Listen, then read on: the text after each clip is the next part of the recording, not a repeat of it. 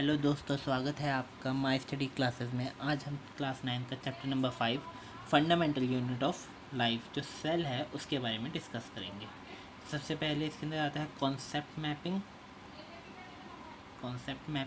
उसके अंदर क्या आएगा, 2 टाइप्स ऑफ ऑर्गेनिम्स होते हैं। एक होता है यूनिसेलुलर, एक होता है मल्टीसेलुलर। यूनिसेलुलर क्या होंगे, जो सिर्फ सिंगल सेल से बने हुए हैं, जैसे कि अमीबा, पैरामीशियम, बैक्टीरिया। जबकि मल्टीसेलुलर क्या होंगे, जो एक बॉडी जो मल्टी सेल्ड है, बहुत सारे सेल्स से मिला के बनी है, जैसे man, cow, dog, insect, plant, fungi, ये सारे हो गए। उसके बाद आता है सेल्स में भी यहाँ पे है 2 टाइप्स ऑफ सेल्स, जैसे prokaryotic cell, eukaryotic cell. Eukaryotic cells में आ जाएंगे प्लांट सेल और एनिमल सेल। ठीक है, फिर आते हैं हमारे कंपोनेंट्स क्या क्या होंगे सेल के, मतलब एक सेल के अंदर क्या क्या मिलता है। तो सबसे पहले तो सेल वॉल, वो सिर्फ प्लांट्स के केसेस में है, एनिमल्स में सेल वॉल नहीं होता। फिर आता है सेल में प्लाज्मा मेम्ब्रेन या प्लाज्मा मेम्ब्रेन, कुछ भी बोल सकते हैं, सेल मेम्ब्रेन कुछ भी, ये दोनों में होता है, प्लांट्स और एनिमल्स इन दोनों में होता है। उसके बाद आता है हमारा न्यूक्लियोइड। न्यूक्लियोइड जो होगा वो ओनली प्रोकार्योट्स में मिलेगा, जबकि न्यूक्लियस जो है वो यूकार्योट्स में मिलता है। दोनों में फ़र्क क्या होता है, न्यूक्लियस जो है उसके चारों ओर एक न्यूक्लियर मेम्ब्रेन होती है वेल डिफाइंड, जबकि न्यूक्लियोइड में ऐसा नहीं होता। फिर आता है सेल ऑर्गेनल्स। सेल ऑर्गेनल्स मतलब ये हो गई सेल वॉल जो सिर्फ प्लांट के केसेस में है। फिर अंदर आती है सेल मेम्ब्रेन। फिर आता है न्यूक्लियस। इसके अलावा जितने भी कॉम्पोनेंट्स होंगे वो सेल ऑर्गेनल्स कहते हैं, मतलब इंटरनल ऑर्गन जितने भी सेल्स के हो गए, जैसे कि एंडोप्लाज्मिक रेटिकुलम सबसे पहला है। उसके अंदर भी 2 तरह के होते हैं, रफ ईआर और स्मूथ ईआर। रफ ईआर जो होंगे उसमें राइबोसोम्स होते हैं, स्मूथ ईआर में राइबोसोम्स नहीं होते। फिर होता है Golgi apparatus, lysosome, mitochondria, vacuoles, plastid, ये जो सिर्फ प्लांट्स के केसेस में होता है, सेंट्रियोल। अब इसके अंदर जो प्लास्टिड होते हैं, प्लास्टिड भी बहुत तरह के हो सकते हैं, जैसे कि क्रोमोप्लास्ट, ल्यूकोप्लास्ट और क्लोरोप्लास्ट। ये 3 तरह के होते हैं प्लास्टिड इन प्लांट्स ओनली।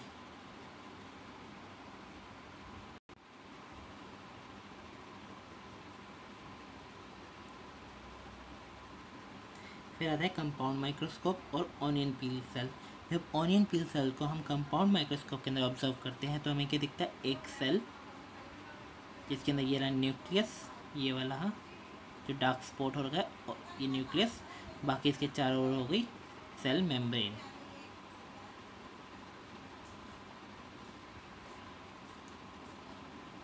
फिर आता है इसके पॉइंट्स, जैसे all living forms are composed of microscopic unit, जिसे हम सेल बोलते हैं। कि कोई भी लिविंग फॉर्म होगा, लिविंग एनिमल होगा या प्लांट होगा, वो किससे बना हुआ है, एक माइक्रोस्कोपिक यूनिट जिसे हम सेल बोलते हैं। Cell is the basic structural and functional unit of all life form. ये सेल की डिफाइन हो गई कि सेल जो है वो एक बेसिक स्ट्रक्चर फंक्शन यूनिट है लाइफ फॉर्म का। जब हम स्टडी करते हैं स्ट्रक्चर और कॉम्पोजिशन ऑफ सेल, उसको हम सेक्टोलॉजी बोलते हैं। और सबसे पहला सेल जो था वो डिस्कवर किया है, ऑब्जर्व किया है रॉबर्ट हुक ने, in a thin dead slice of cork. इन्होंने कॉर्क की एक थिन डेड स्लाइस को ऑब्जर्व किया था माइक्रोस्कोप में इन 1665 के अंदर। उसके बाद सबसे पहला लिविंग सेल जो ऑब्जर्व किया था वो था A.V. लेवेनहुक ने इन 1674, क्योंकि कॉर्क जो होता है वो एक डेड सेल होता है, और ये इन्होंने जो किया था A.V. लेवेनहुक ने वो एक लिविंग सेल किया था। फिर आता है प्रोटोप्लाज्म। प्रोटोप्लाज्म क्या होगा, it is an aggregate of various chemical. जैसे प्रोटोप्लाज्म क्या होता है, ये बहुत सारे केमिकल्स का मिश्रण होता है एक तरह से, जैसे water, iron, salt and other organic molecule, जिसमें protein, carbohydrate, fat, nucleic acid, vitamin, ये सब आ जाता है। प्रोटोप्लाज्म के साथ साथ उसके अंदर सेल ऑर्गेनल्स भी होती हैं और न्यूक्लियस भी होता है, और ये सारा मिलके एक सेल बनाता है। प्रोटोप्लाज्म की consistency differ under different condition. जैसा टेम्परेचर होगा, जैसा pH होगा, उस पर चेंज हो जाता है। ज़्यादातर ये सॉलिड जेल फॉर्म में एग्जिस्ट करता है, जैसे सॉल जेल स्टेट्स बोलते हैं, इस फॉर्म में ये रहता है। फिर आता है इम्पोर्टेंट, हमारी सेल थ्योरी किसने दी थी। तो 2 बायोलॉजिस्ट थे जिनका नाम था शील्डन एंड सचवान। इन्होंने 1838 के अंदर सेल थ्योरी दी थी। वो क्या थी कि जितने भी प्लांट्स और एनिमल्स हैं वो सारे के सारे सेल से बने हुए थे। All plants and animals are composed of sales.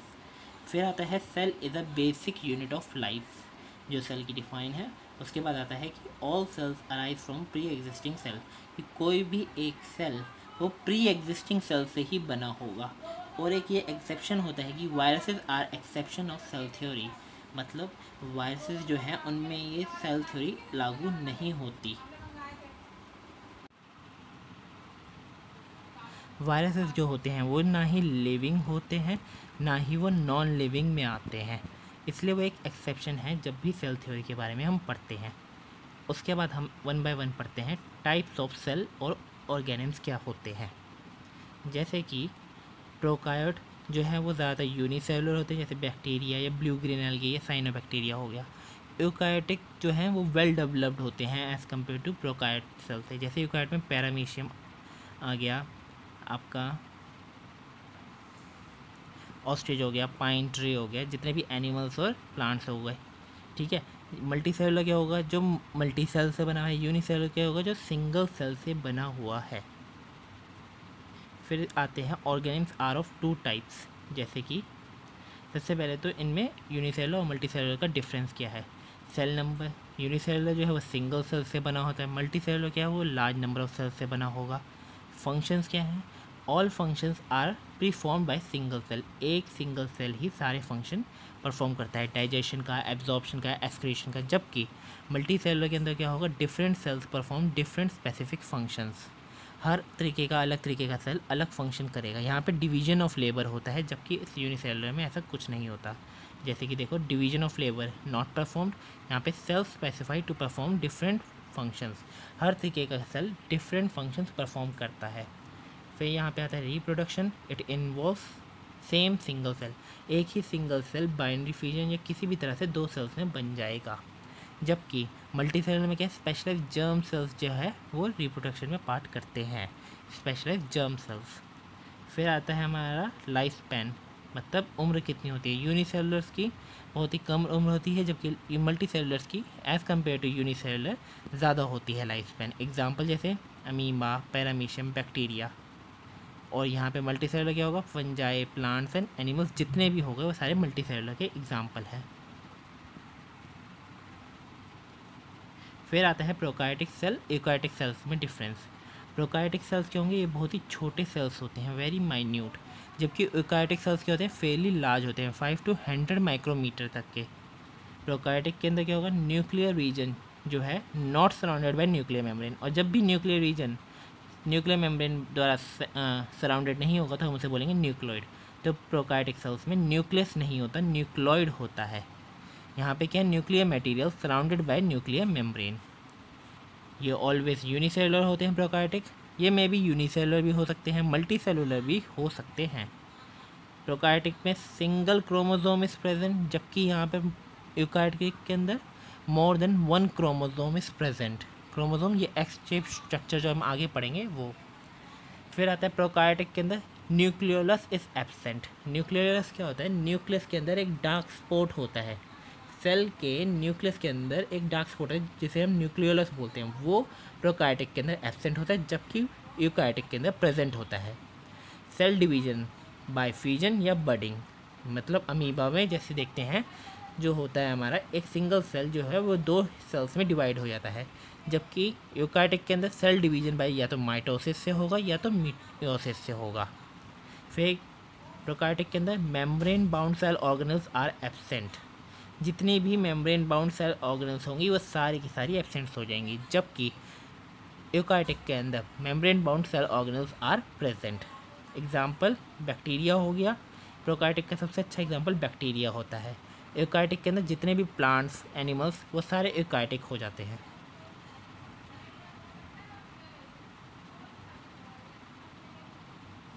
यहाँ पे देखिए, ये हो गया हमारा बैक्टीरिया, जिसमें ये जो है यहाँ पे कोई न्यूक्लियर मेम्ब्रेन नहीं है, इसलिए हम इसे न्यूक्लियोइड बोलेंगे।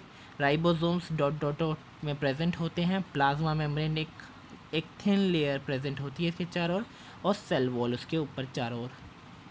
जबकि ये हमारा प्लांट सेल का, यूकार्योटिक सेल्स का एक डायग्राम दे रखा है, इसको हम आगे पढ़ेंगे इसके पार्ट वाइज। फिर आता है cell shape. Cells are of variable shapes and size, जो डिपेंड होता है अकॉर्डिंग टू देयर फंक्शन, कि जिस तरह से फंक्शन परफॉर्म करना है उस तरीके का सेल का शेप होगा। जनरली सेल्स जो हैं वो स्पेरिकल होते हैं, बट दे में भी वो एलोंगेटेड हो सकते हैं, जैसे नर्व सेल वो लंबे भी हो सकते हैं, ब्रांच्ड भी हो सकते हैं, या डिस्कॉइडल मतलब आरबीसी मतलब रेड ब्लड सेल्स की शेप जो होती है ऐसे डिस्क शेप की, या स्पिंडल शेप भी हो सकते हैं, मसल शेप के। जैसे देखते हैं, ये हो गया स्क्वैमिश एपिथेलियम हो गया, ciliated epithelium from trachea, columnar cells, ये स्पिंडल शेप हो गया मसल फाइबर्स का, spindle striped muscle fibre from heart, cardiac जिसे मसल्स बोलते हैं, ये कार्टिलेज सेल्स हो गए, बोन सेल्स हो गए, red blood cells, white blood cells, ovum sperm, और ये नर्व सेल जो है वो सबसे लॉन्गेस्ट सेल होता है इन ह्यूमन बॉडी के अंदर। फिर आता है हमारा different kinds of cells found in the human body. Different kind of cells found in a human body, तो कितने तरह के वो क्या है? सबसे पहले तो cell size. The size of the cell is variable depending upon the type of organisms, किस तरह का ऑर्गेनिम्स है, एनिमल है, प्लांट है, या कोई ह्यूमन के अंदर भी या एनिमल्स में भी देखा है, तो उसके सेल का जो साइज़ होगा वो डिपेंड करेगा ऑर्गेनिम्स किस तरह का। जैसे कि सब माइक्रोस्कोप्स होते हैं, while some are visible with naked eye, कुछ होंगे इतने छोटे कि देख नहीं सकते, जैसे बैक्टीरिया जिसको हम देख नहीं सकते, और जैसे ट्री हम देख सकते हैं उसको। देयर साइज में भी vary from 0.2 micrometre to 18 centimetre तक का हो सकता है सेल का साइज। तो size of a typical cell is multi cellular organisms range from 20 to 30 micrometre, मतलब जो मल्टी सेलुलर ऑर्गेनिम्स होंगे जैसे प्लांट्स होगा, एनिमल्स होगा, जो उनका एक सेल होगा उसका साइज़ जो होगा वो 20 to 30 माइक्रोमीटर तक का होगा। सबसे बड़ा जो सेल है वो ऑस्ट्रिच का सेल होता है, ऑस्ट्रिच का एग होता है सॉरी, जो 15 सेंटीमीटर लॉन्ग होता है, 13 सेंटीमीटर वाइड और 1.4 किलोग्राम्स का वेट होता है। लॉन्गेस्ट सेल जैसे बताया अभी तक नर्व सेल होता है जो 1 मीटर तक का भी हो सकता है, और स्मॉलेस्ट सेल जो होता है जैसे PPLO या माइक्रोप्लाज्म, हम सबसे अच्छा माइक्रोप्लाज्म होता है जो सबसे छोटा सेल माना जाता है।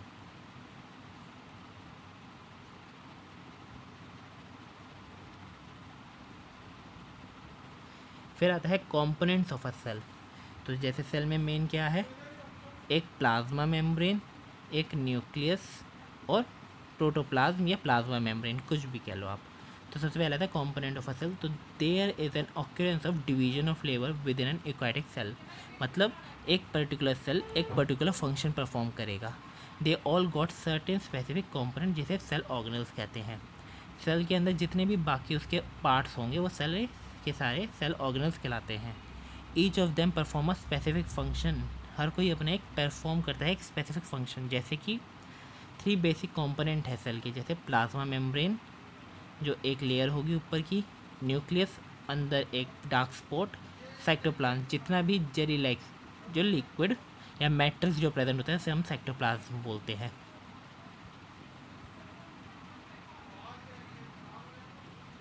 सबसे पहले ये आता है lipid bilayer model of plasma membrane. इसे लिपिड बायलेयर क्यों बोलते हैं? क्योंकि ये रही वन लेयर, ये रही दूसरी लेयर, तो 2 लेयर लिपिड की आपस में मिलती हैं, इसलिए इसे lipid bilayer model of plasma membrane कहा जाता है।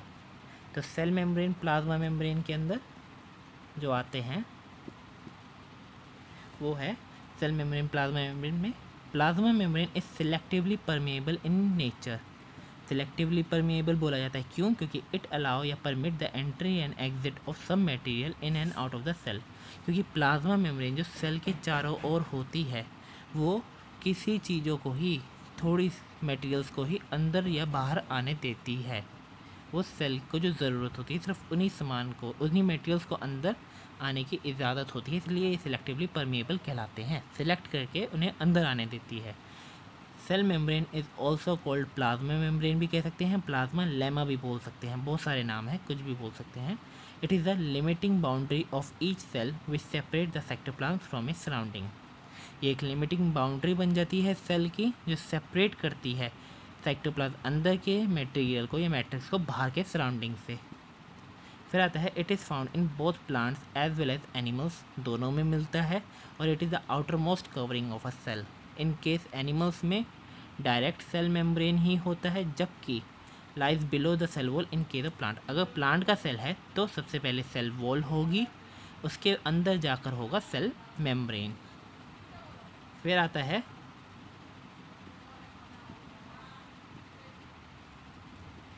It is made up of protein and lipid they protein are sandwich between bilayer of lipid. इसका मतलब देखो,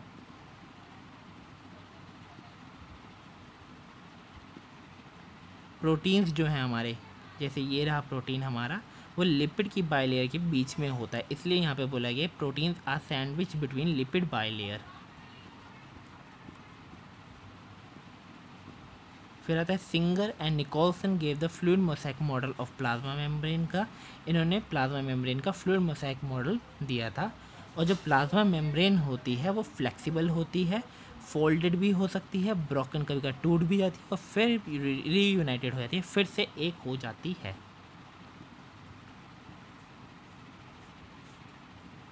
यहाँ पे इम्पोर्टेंट है उसके फंक्शंस क्या है प्लाज्मा मेम्ब्रेन के। तो सबसे पहला आता है it regulates the movement of molecules inside and outside the cell. क्योंकि प्लाज्मा मेम्ब्रेन जो है वो एक सिलेक्टिवली परमिएबल मेम्ब्रेन होती है, इसलिए वो रेगुलेट करती है कि मूवमेंट का, कि सेल्स अंदर से बाहर या बाहर से अंदर होंगे कि नहीं। फिर आता है it helps in maintaining the distinct composition of a cell. Means हर सेल को सेपरेट करके रखती है, साइटोप्लाज्म और बाहर की सराउंडिंग को सेपरेट करके रखती है, मिक्स नहीं करने देती। और इम्पोर्टेंट फंक्शन क्या, transportation of molecule across the plasma membrane. Means अब ट्रांसपोर्टेशन, मॉलिक्यूल्स जो सेलेक्टिवली परमेबल मेम्ब्रेन होने की वजह से हर मटेरियल अंदर से बाहर नहीं हो पाता, पर जो मॉलिक्यूल्स या जो मटेरियल अंदर से बाहर हो पाते हैं वो क्यों हो पाते हैं, उनका ट्रांसपोर्टेशन किस तरह से होता है, वो दो तरीके से हो सकता है। पहला डिफ्यूज़न, दूसरा ऑस्मोसिस। डिफ्यूजन जो है वो गैसेस के केस में होता है, ऑस्मोसिस जो है वो लिक्विड के केस में होता है। दोनों का एक प्रिंसिपल होता है कि दोनों high concentration to low concentration जाएंगे। डिफ्यूजन जो है वो गैसेस के केस में होता है, तो हाई कंसंट्रेशन टू उठ के लो कंसंट्रेशन जाते हैं। हाई कंसंट्रेशन मतलब जहाँ पे बहुत सारा मटेरियल एक साथ पड़ा हो, और लो कंसंट्रेशन जहाँ पे कुछ नहीं पड़ा हुआ। सेम ऑस्मोसिस जो है सेल्स के अंदर, सीधी सी बात है, साइटोप्लाज्म होता है, वाटर का अंदर बाहर होता है, इसलिए ऑस्मोसिस होता है ज़्यादातर सेल के अंदर। ये हमारी प्लाज्मा मेम्ब्रेन हो गई। अगर जैसे प्लाज्मा मेम्ब्रेन के अंदर मतलब सेल के अंदर हाई कंसंट्रेशन है, तो वो high concentration to low concentration मतलब इन्वायरमेंट में चले जाएगा सारा कुछ, जैसे अभी पढ़ेंगे। Diffusion, solvent and solute particles move to equalise concentration, no semi permeable membrane involve. इसलिए ज़्यादातर ये जो है डिफ्यूजन वो सेल्स के अंदर नहीं होता, क्योंकि इसके अंदर सेल मेम्ब्रेन की ज़रूरत नहीं होती। जबकि ऑस्मोसिस में क्या, only solvent particle move, solute particles do not move and the movement is through semi permeable membrane, जो सेल्स के अंदर होता है। ये है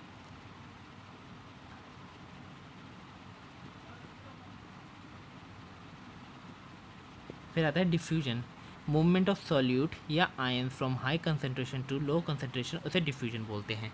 जब भी हाई टू लो मूव करेगा तो वो डिफ्यूज़न कहलाएगा। It does not require any energy, therefore it is called passive transport. इसमें किसी भी तरह की एनर्जी की ज़रूरत नहीं होती, इसलिए हम उसे पैसिव ट्रांसपोर्ट बोलते हैं। फिर आता है osmosis, the movement of solvent या water from high concentration to low concentration through semi permeable membrane is called osmosis. जब भी high concentration to low concentration membrane में कंसंट्रेशन में कोई चीज़ जाएगी with the help of plasma membrane या semi permeable membrane, जब भी ऐसा मूवमेंट होगा तो उसे ऑस्मोसिस कहते हैं। या तो मूवमेंट होगा सॉल्वेंट का, सॉल्वेंट मतलब वाटर है यहाँ पे, from the low concentration to high concentration of solution through a semi permeable membrane, उसे भी ऑस्मोसिस बोलेंगे। या तो कभी लो टू हाई जाएगा, वो भी ऑस्मोसिस ही कहलाएगा। Low concentration to high concentration अगर सोल्यूशन में चले गया, वो भी ऑस्मोसिस ही होगा। Osmosis can also be called as diffusion of solvent. Solvent means हो गया हमारे यहाँ पे water। तो ऑस्मोसिस को हम डिफ्यूजन ऑफ सॉल्वेंट्स भी बोल सकते हैं। यहाँ पे दो तरह के ऑस्मोसिस होंगे, एंडोऑस्मोसिस, एक्सोऑस्मोसिस। एंडोऑस्मोसिस मीन्स जब मूवमेंट होगा सॉल्वेंट का into the cell is called endosmosis. Means ये रहा सेल, ये रहा आपका सॉल्वेंट, कह लो आप, वाटर कह लो, कुछ भी, जब ये एंट्री होगी इसकी बाहर से अंदर की तरफ में, जब ये सेल के अंदर चले जाएगा, इसे बोलेंगे एंडोस्मोसिस। जब ये आपका सॉल्वेंट जो है, इसकी मूवमेंट होगा सॉल्वेंट का आउटसाइड द सेल, जब ये सेल के बाहर चले जाएगा, तो इसे बोलेंगे हम एक्सोस्मोसिस। ये एंडोस्मोसिस और ये हो गया हमारा एक्सोस्मोसिस। फिर आता है types of solution on the basis of concentration और उसके इफेक्ट ऑन अ सेल। जैसे कि 3 तरह के मेन सॉल्यूशंस होते हैं, जिसे बोलेंगे hypertonic solution, isotonic solution and hypotonic solution. तो सबसे पहला आता है आइसोटोनिक सॉल्यूशन, ये वाला। इसमें क्या है, when concentration of solution outside the cell is equal to the concentration of solution cytoplasm of a cell is called isotonic solution. Suppose करो ये एक वेसल ले लो, एक वेसल ले लेते हैं, उसमें ये हमारा एक सेल है। यहाँ पे जो सॉल्वेंट का कंसंट्रेशन है वाटर का, समझ लो सेम वही कंसंट्रेशन है हमारा साइटोप्लाज्म का भी, सेम है दोनों का कंसंट्रेशन। तो ना ही सॉल्वेंट बाहर से अंदर जाएगा, ना ही सॉल्वेंट अंदर से बाहर आएगा। तो ऐसे सॉल्यूशन को बोलेंगे आइसोटोनिक सॉल्यूशन। दूसरा आता है हमारा हाइपरटोनिक सॉल्यूशन। हाइपरटोनिक सॉल्यूशन में क्या होगा, हाइपरटोनिक में ये रहा हमारा वेसल, ये रहा हमारा सेल। जब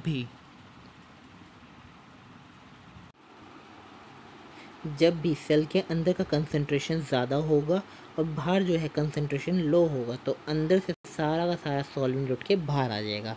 इस केस में क्या होगा, सेल जो होगा वो श्रिंक हो जाएगा, उसका साइज़ रिड्यूस्ड हो जाएगा, इसकी वजह से क्या होता है, सेल अपना सारा वाटर लूज़ कर देगा और प्लाज्मोलाइज्ड हो जाएगा। Plasmolized means shrinking of the protoplasm away from the cell wall due to excessive loss of water। जब भी सेल प्लाज्मा जो होगा या जो प्लाज्मा होगा, प्रोटोप्लाज्म होगा सेल का, वो जब भी सेल वॉल से अलग हो जाएगा due to shrinking of its protoplasm, उस केस में जब वो एक्सेसिव वाटर लॉस हो जाएगा, जब सारा वाटर जो है सॉल्वेंट है वो बाहर चले जाएगा, उस केस में क्या होगा, प्रोटोप्लाज्म जो है वो श्रिंक हो जाएगा और वो तुम्हारे सेल वॉल से दूर हो जाएगा। उस केस में हम उसे कहते हैं प्लाज्मोलाइसिस। फिर आता है हाइपरटोनिक सॉल्यूशन। हाइपरटोनिक सॉल्यूशन के अंदर क्या होगा, ये आपका सेटअप हो गया वेसल, इसके अंदर ये रहा सेल। जब बाहर कंसंट्रेशन बहुत ज़्यादा होगा, हाई कंसंट्रेशन होगा और अंदर लो कंसंट्रेशन होगा, तो सारा सॉल्वेंट उठ के अंदर से बाहर आ जाएगा, जिसकी वजह से सेल के अंदर सारा सॉल्वेंट आ जाएगा और वो स्वेलअप हो जाएगा, मोटा हो जाएगा, सेल स्वेलअप हो जाएगा। और फिर अगर रोका नहीं गया तो सेल बस्ट भी हो सकता है due to excessive and osmosis. Endo osmosis होने की वजह से सारा सॉल्वेंट अंदर आ जाने की वजह से सेल जो है वो कई बार फट भी जाता है, बस्ट भी हो सकता है। फिर आता है हमारा सेल वॉल। सेल वॉल जो है ओनली वो प्लांट्स के अंदर ही मिलेगा। It is the outer most covering of the plant cell. Animal cells में ये हमेशा एब्सेंट रहेगा। सेल वॉल जो है वो रिजिड है, स्ट्रॉन्ग है, थिक पोरस मीन्स उसमें होल्स होते हैं धीरे धीरे, और नॉन लिविंग स्ट्रक्चर होता है। It is made up of cellulose and hemi cellulose, जिसके मेन कंपोनेंट है सेलुलोज और hemi cellulose. Cell wall of 2 adjacent cells, मतलब जो 2 एक साथ जो रखे हुए एक साथ सेल्स होंगे, जॉइंड बाय अ लेयर, जिसे हम मिडल लैमेला बोलते हैं। मीन्स ये 2 सेल हैं, इनकी सेल वॉल ये रही, ये दोनों आपस में बीच में जो अटैच होंगे वो मिडल लैमेला की वजह से अटैच होंगे। And microscopic canals called plasmodesmata for transport, और इनके बीच में छोटे छोटे से स्पेसेस प्रेजेंट होंगे, जिसे हम बोलेंगे प्लाज्मोडेस्मेटा।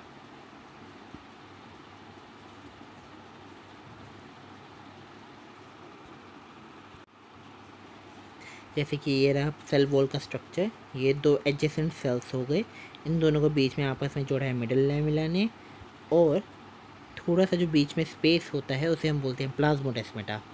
सेल वॉल की खासियत होती है कि ये अगर प्राइमरी सेल वॉल है तो सेकेंडरी सेल वॉल अंदर की तरफ बनेगी, टर्शरी सेल वॉल उसके भी अंदर बनेगी। तो ये प्राइमरी होती है, अंदर वाली सेकेंडरी होती है, और अंदर वाली और जो सबसे आखिरी होगी वो टर्शरी सेल वॉल कहलाती है। उसके अंदर जाकर हमारा होता है फिर प्लाज्मा मेम्ब्रेन। ठीक है, ये डायग्राम हो गया हमारा। फिर फंक्शंस क्या होते हैं सेल वॉल के, यूजुअली फंक्शंस क्या हैं इसके, it provides definite shape to the cell, एक परफेक्ट शेप बन जाती है सेल की। It provides strength to the cell, power provide करती है, स्ट्रेंथ देती है सेल को। It is also permeable and allow entry of molecule of different size. जो सेल को नीड होगा, रिक्वायर्ड होगा, वही मॉलिक्यूल्स अंदर आ सकेंगे with the help of cell wall also. फिर आता है न्यूक्लियस। न्यूक्लियस ये हमारा हेडक्वार्टर ऑफ द सेल कहलाता है, ये कंट्रोलर होता है, ये ब्रेन होता है पूरे सेल का। जैसे कि ये हमारा एनिमल सेल हो गया, एनिमल सेल में ये रहा न्यूक्लियस। जब इसको एनलार्ज करके देखा तो ये रहा न्यूक्लियस। इसके अंदर जो ये जो डार्क स्पॉट है वो हमारा न्यूक्लियोलस हो गया। न्यूक्लियोलस ओनली प्रोकार्योटिक में नहीं होता है, यूकार्योटिक में प्रेजेंट होता है। ठीक है, ये न्यूक्लियस का बहुत ही अच्छा स्ट्रक्चर दे रखा है। ये न्यूक्लियोलस हो गया। चारों ओर इसके एंडोप्लाज्मिक रेटिकुलम है, जिस एंडोप्लाज्मिक रेटिकुलम पे राइबोसोम्स होंगे वो रफ एंडोप्लाज्मिक रेटिकुलम कहलाता है। फिर आता है न्यूक्लियर पोर, जहाँ से न्यूक्लियर मेम्ब्रेन या एनवलप जो है वो टूटा हुआ होता है, वो न्यूक्लियर पोर कहलाता है। फिर न्यूक्लियर एनवलप भी दो तरीके का होता है। वैसे ये डायग्राम आपके एनसीईआरटी में नहीं है, पर मैंने आपको जानकारी के लिए बता दिया है।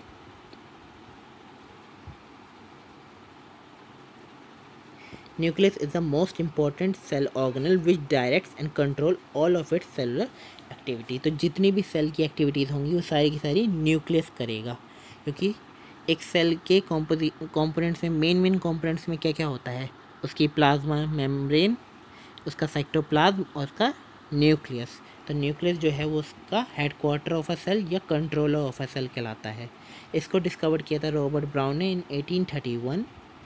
यूकार्योट्स के अंदर वेल डिफाइंड न्यूक्लियस प्रेजेंट होता है, जबकि प्रोकार्योट्स के अंदर वेल डिफाइंड न्यूक्लियस एब्सेंट होता है, इसलिए वहाँ पे न्यूक्लियोइड्स प्रेजेंट होते हैं प्रोकार्योट के अंदर। प्रोकार्योट कंटेन प्रिमिटिव न्यूक्लियस, जिसे न्यूक्लियोइड बोलेंगे। न्यूक्लियस जो होता है वो डबल लेयर्ड का होता है कवरिंग, जिसे न्यूक्लियर मेम्ब्रेन कहते हैं। अभी डायग्राम में दिखाया था हमने कि एक इनर मेम्ब्रेन होता है तो दूसरा आउटर मेम्ब्रेन भी होता है। फिर आता है beside nuclear membrane nucleus also contain nucleolus. Nucleus के अंदर जो डार्क स्पॉट होता है वो न्यूक्लियस कहलाता है। क्रोमेटिन मटेरियल होता है जो आके जाके मेड अप ऑफ क्रोमेशन से बना होता है। क्रोमेटिन मटेरियल जो क्रोमेशन से बना होता है, और क्रोमेटिन जो है वो किससे बना होता है, डीएनए से और प्रोटीन से, डेट अल्टीमेटली कंडेंस होता है और फॉर्म करता है क्रोमोसोम। जो क्रोमेटिन होता है, क्रोमेटिन ये जो दिख रहे हैं अभी ऐसे सिर्फ ऐसे हेयर्स लाइक दिख रहे हैं, पर जब कंडेंस होते हैं ये आपस में, जब इनको डिवीजन करना होता है सेल का, तो क्रोमोसोम ऐसे एक्स शेप स्ट्रक्चर हमको दिखने लग जाता है उस वक्त। ठीक है, फिर आता है क्रोमोसोम्स या क्रोमेटिन मटेरियल जो है कंसिस्ट ऑफ, उसमें सबसे इंपॉर्टेंट है डीएनए, जिसके अंदर which stores and transmit hydrated information for the cell to function, grow, reproduce. जो सेल को जो क्रोमोसोम होते हैं वो डीएनए से बना होता है, जिसके अंदर हमारा हेरिडिटरी इन्फॉर्मेशन होता है, कि मींस वो पेरेंट्स से वो सारे कैरेक्टर्स पेरेंट्स के उसके चाइल्ड में ऑफस्प्रिंग में जाते हैं, वो with the help of DNA के होते हैं, और डीएनए ही सेल को फंक्शन, ग्रो और रिप्रोड्यूस करने का इन्फॉर्मेशन देता है। फिर आते हैं फंक्शंस क्या होंगे न्यूक्लियस के। तो it control all the metabolic activities of the cell और regulate the cell cycle. Cell cycle होगी तभी सेल डिवाइड हो सकेगा। It helps in transmission of hereditary character from parents to offspring. Parents to offspring में जाने की help करता है न्यूक्लियस, सारे कैरेक्टर्स को भेजने का काम न्यूक्लियस करता है। फिर आता है हमारा साइटोप्लाज्म, जो बहुत ही इंपॉर्टेंट कैरेक्टर है, कंपोनेंट है सेल का। ये हमारा साइटोप्लाज्म हो गया। ये जितना भी ये dot dot dot dot liquid type structure दिख रहा है हमारा, ये पूरा एक जेली लाइक स्ट्रक्चर जो हो गया, तो it is a liquid part in which other cell organelles जो होते हैं फ्लोट करते हैं। तो ये हो गया हमारा प्लाज्मा मेम्ब्रेन, उसके अंदर ये हमारा न्यूक्लियस हो गया। न्यूक्लियस और जितने भी बाकी अदर सेल ऑर्गेनल्स होंगे वो साइटोप्लाज्म के अंदर फ्लोट करते हैं, तैरते हैं साइटोप्लाज्म के अंदर। साइटोप्लाज्म जो है सबसे पहले डिस्कवर किया था कॉलिकर ने इन 1862 के अंदर। It is the site of both biosynthetic and catabolic pathway. जितनी भी रिएक्शंस होंगी सेल्स के अंदर वो सिर्फ साइटोप्लाज्म के अंदर होती हैं ज़्यादातर। फिर हमने साइटोप्लाज्म को दो हिस्सों में बांटा है, साइटोसोल के अंदर और सेल ऑर्गेनल्स के अंदर। साइटोसोल क्या होगा, aqueous soluble part contain various fibrous protein forming cytoskeleton. It contains 90% water, 7% protein and 2% carbohydrate and 1% etc. और फिर आता है दूसरा cell organelles. Cell organelles main है इसके अंदर. ये लिविंग पार्ट होते हैं cell, having definite shape, structure, function, bounded by plasma membrane and these are single membrane bound या डबल मेम्ब्रेन भी हो सकते हैं. ये डबल है, डबल मेम्ब्रेन बाउंड भी हो सकते हैं. ये non membrane cell bound cell organelles भी होते हैं. मीन्स ये हमारा सेल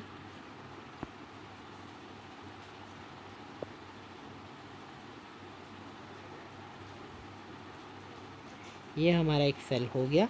सेल के अंदर ये जो साइटोप्लाज्म है पूरा का पूरा, ये दो हिस्सों में बटा होता है. एक तो जितने भी ऑर्गेनल्स हो गए, और ऑर्गेनल्स के अलावा जितना हिस्सा बचेगा वो साइटोसोल कहलाएगा, जो फाइब्रस प्रोटीन से बना हुआ होता है. उसके अंदर 90% तो वाटर ही होता है, 7% प्रोटीन होता है, 2% कार्बोहाइड्रेट होता है. जबकि सेल ऑर्गेनल्स जो हैं ये लिविंग पार्ट होते हैं सेल का. जैसे सेल ऑर्गेनल्स हो गए हमारे माइटोकॉन्ड्रिया, क्लोरोप्लास्ट, लाइसोसोम्स. तो जैसे सिंगल मेम्ब्रेन भी हो सकते हैं, डबल मेम्ब्रेन भी हो सकते हैं, या किसी किसी में मेम्ब्रेन होती ही नहीं है. अब इसमें देख लेते हैं ये सारे क्या होते हैं. Single membrane bound cell organelles जैसे एंडोप्लाज्मिक रेटिकुलम, जो सिर्फ एक एक लेयर से ही पैक होंगे. Lysosomes, Golgi bodies, vacuoles, peroxisomes. फिर आते हैं डबल मेम्ब्रेन बाउंड ऑर्गेनल्स जैसे माइटोकॉन्ड्रिया, प्लास्टिड. ये सिर्फ दो ऐसे ही हैं, माइटोकॉन्ड्रिया, प्लास्टिड, जो एक तो डबल मेम्ब्रेन भी होते हैं, साथ में